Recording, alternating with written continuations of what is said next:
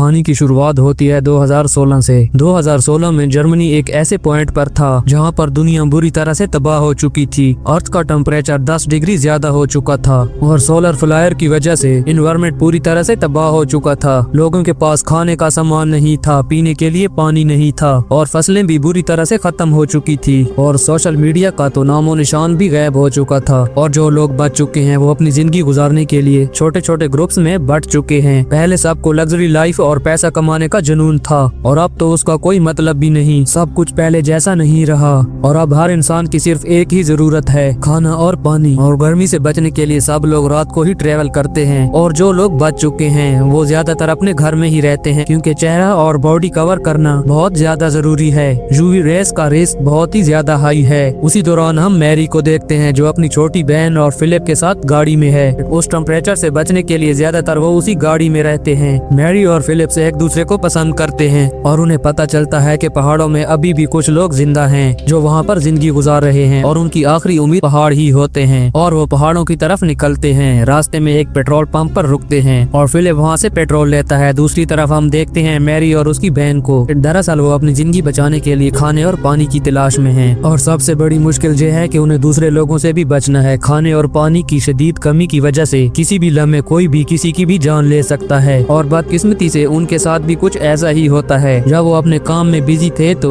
कोई उनका सारा सामान गाड़ी से चुरा लेता है। फिलिप और मैरी गाड़ी की तरफ दौड़ते हैं। वो देखते हैं कि उनका खाना और पानी किसी ने चुरा लिया है और साथ में वहाँ पर मैरी की बहन भी मौजूद नहीं है। और मैरी जैसे ही अंदर जाकर देखती है एक आदमी ने उसकी बहन को पकड़ा था और मैरी उसको बातों में उलझाती है और फिलिप फौरन उस पर हमला कर देता है। झगड़े के दौरान उनको एहसास होता है कि लड़ाई का कोई फायदा नहीं और वो आदमी फिलिप से कहता है कि मैंने तुम्हारी गाड़ी को देखा है, तुम इस पर ज्यादा दूर ट्रेवल नहीं कर सकते और मैं एक मैकेनिक हूँ, मैं तुम्हारी गाड़ी को सेट कर सकता हूँ लेकिन उसके बदले में मुझे खाना और पानी चाहिए। और फिलिप उससे समझौता कर लेता है। मैकेनिक फिलिप की गाड़ी को रिपेयर कर देता है लेकिन वो साथ में ये भी कहता है कि ये ज्यादा दूर तक ट्रेवल नहीं कर सकती। और फिलिप सोचता है कि अगर इस मैकेनिक को मैं साथ ले जाऊं तो हमें आगे मसला नहीं होगा। लेकिन मैरी और उसकी बहन को ये बात पसंद नहीं आती लेकिन उनके पास कोई दूसरा रास्ता भी नहीं था और वो अपने सफर पर निकल पड़ते हैं। और काफी दूर जाने के बाद आगे तो रास्ता भी ब्लॉक होता है। वो उस रास्ते को क्लियर करने की बहुत कोशिश करते हैं लेकिन उनसे नहीं हो पाता और उसी दौरान वो गाड़ी का सहारा लेकर थोड़ी सी मुश्किल के साथ वो रास्ता क्लियर कर लेते हैं। कुछ दूर जाने के बाद उनकी नजर एक गाड़ी पर पड़ती है जिसका एक्सीडेंट हो चुका था। हो सकता है गाड़ी में कुछ खाने पीने का सामान मिल जाए और वो जैसे ही गाड़ी के पास पहुँचते हैं वहाँ पर उनको कुछ खाने पीने का सामान मिल जाता है। और फिलिप मैरी से वॉकी टॉकी पर बात करता है और कहता है कि हमें खाने पीने का सामान मिला है लेकिन वहाँ तक पानी लाने का हमारे पास कोई निजाम नहीं है। वो कहता है कि गाड़ी में एक डिब्बा पड़ा है, वो उठाकर तुमको हमारे पास आना होगा। लेकिन मैरी साफ इनकार कर देती है। अपनी बहन को अकेला छोड़कर उसके लिए जाना बहुत मुश्किल था। फिलिप उसको समझाने की कोशिश करता है लेकिन मैरी उसकी बात नहीं मानती। आखिरकार मैरी की बहन उससे कहती है कि मैं कोई छोटी बच्ची नहीं हूँ, मैं अपना ध्यान खुद रख सकती हूँ। अपनी बहन की ये बात सुनकर मैरी तुरंत फिलिप के पास पहुँचती है और इतने में मैरी की बहन के चिल्लाने की आवाज उन्हें सुनाई देती है और वो तुरंत उसकी तरफ भागते हैं। भागते दौरान मैरी का पैर वहाँ से स्लिप हो जाता है जिसकी वजह से वो गिर जाती है। कुछ देर बाद जब उसको होश आता है वो देखती है कि वो तो बिल्कुल अकेली है। और कुछ आगे चलने के बाद मैरी को वहाँ पर वो मैकेनिक मिलता है। वो उसको बताता है कि उस गाड़ी की वजह से हम ट्रैप हो चुके हैं, उस गाड़ी के साथ कोई हादसा नहीं हुआ था, वो हमको फंसाने के लिए थी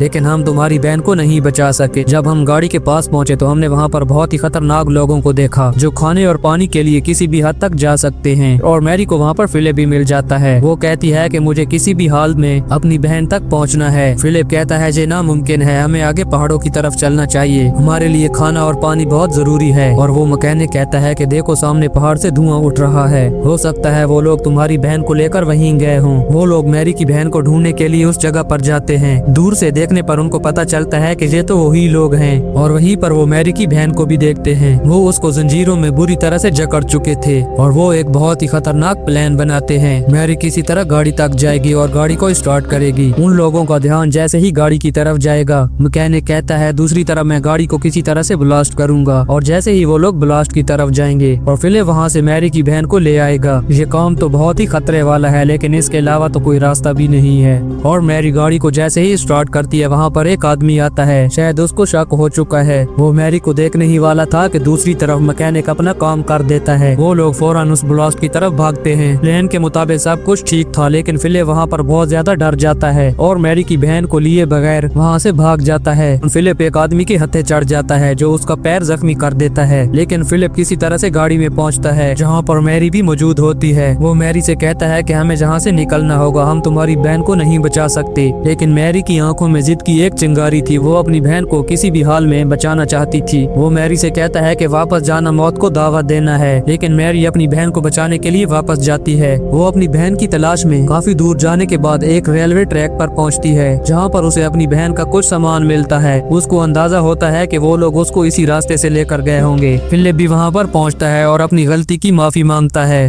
और कहता है कि हम तुम्हारी बहन को मिलकर ढूंढेंगे, लेकिन उसका पैर बहुत ही बुरी तरह से जख्मी हो चुका था। मैरी उसे कहती है कि तुम यहीं रुको, मैं अकेले ही उसको तलाश करूंगी। बहन को ढूंढते ढूंढते वो एक चर्च में पहुंचती है जहाँ पे थकन के मारे वो कुछ देर के लिए सो जाती है। मैरी की आंख जैसे ही खुलती है वो अपने सामने एक औरत को देखती है जिसका नाम एल्जिथ है। एल्जिथ को देखकर मैरी काफी डर जाती है और एल्जिथ कहती है कि मुझसे डरने की कोई जरूरत नहीं। वो मैरी को पानी देती है और कहती है कि जहाँ पर तुम सेफ हो, और मैरी को अपने साथ चलने का कहती है। एल्जिथ के घर पहुँच जाते हैं। मैरी वहाँ पर देखती है कि वहाँ तो उसकी पूरी फैमिली मौजूद है। एल्जिथ उसको एक रूम में ले जाती है, कहती है कि जहाँ कुछ देर के लिए आराम कर लो। मैरी भी थकन की वजह से सो जाती है, लेकिन जैसे ही उसकी आंख खुलती है वो देखती है कि वो कमरा लॉक है और वो कमरा लकड़ी का बना था और उन्हीं के एक गैप में से वो बाहर देखती है। वो देखती है कि उन लोगों ने फिलिप को भी पकड़ लिया था। दरअसल ये वही गैंग है शुरुआत में जिनकी वजह से ये लोग ट्रैप हुए थे। और एल्जिथ उसके पास रूम में पहुंचती है। वहाँ पर उसको बताती है कि हम ही हैं वो लोग जो यहाँ पर सबको पकड़ कर ला रहे हैं। इसके अलावा अपनी भूख मिटाने का हमारे पास और कोई रास्ता नहीं। वो मैरी को एक ब्लू ड्रेस देती है और कहती है कि डिनर पर मिलेंगे। और मैरी किसी भी तरह वहाँ से निकलने की कोशिश करती है, लेकिन उसकी कोशिश बेकार है। वहाँ से निकलने का कोई रास्ता नहीं। उसी दौरान अचानक पीछे का दरवाजा खुलता है और मैरी की बहन वहाँ उसके पास आती है और मैरी को देखते ही उसका चेहरा चमक उठता है।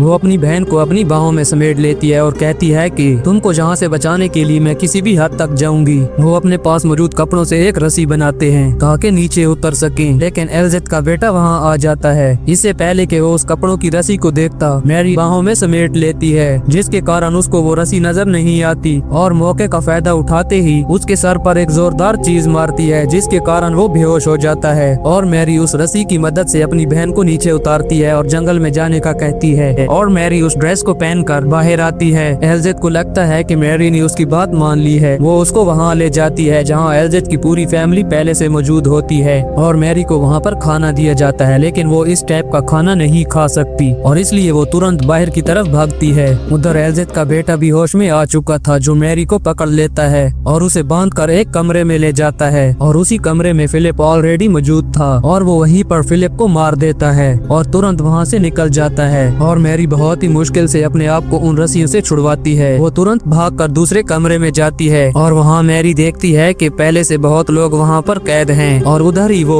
उस मैकेनिक को देखती है। मैरी ने दरवाजा तो खोल ही दिया था, इसलिए सब कैदी वहाँ से भाग जाते हैं और मैरी खुद जंगल की तरफ जाती है क्योंकि उसने अपनी बहन को उसी तरफ जाने का कहा था। मैरी वहाँ पर देखती है कि एल्जिथ ने अपने बेटे के साथ मिलकर उसकी बहन को एक बार फिर पकड़ लिया है। एल्जिथ मैरी के पास आकर कहती है कि मैंने तो सोचा था कि तुम इन लोगों से अलग हो, लेकिन तुम भी वही कर रही हो जो बाकी लोग करते हैं। मैं तो तुम्हें अपनी टीम में शामिल करना चाहती थी। और मैरी अपनी बहन को बचाने के लिए उसको जख्मी कर देती है। जैसे ही एल्जिथ का बेटा उसको देखता है वो अपनी माँ की तरफ भागता है। मैरी तुरंत अपनी बहन को लेकर वहाँ से भाग जाती है और फिर वो मैकेनिक भी उनके साथ मिल जाता है। वो तीनों अपनी आंखों में अरमान लिए आसमान की तरफ देखते हैं। आसमान में उनको एक उड़ता पंछी दिखाई देता है। उड़ते पंछी का मतलब है कि शायद यहाँ पर कुछ इंसानों की बस्तियाँ होंगी, लेकिन जैसे ही वो पलटकर देखते हैं वहाँ पर भी सब कुछ वीरान था, कुछ भी नहीं था, लेकिन जिंदा रहने की एक छोटी सी उम्मीद है क्योंकि वहाँ पर थोड़ा बहुत पानी मौजूद है। उनको ये नहीं पता कि जहाँ तक जिंदगी कितनी देर तक उनका साथ देगी, लेकिन ये पहली जगह के मुकाबले में काफी बेहतर थी।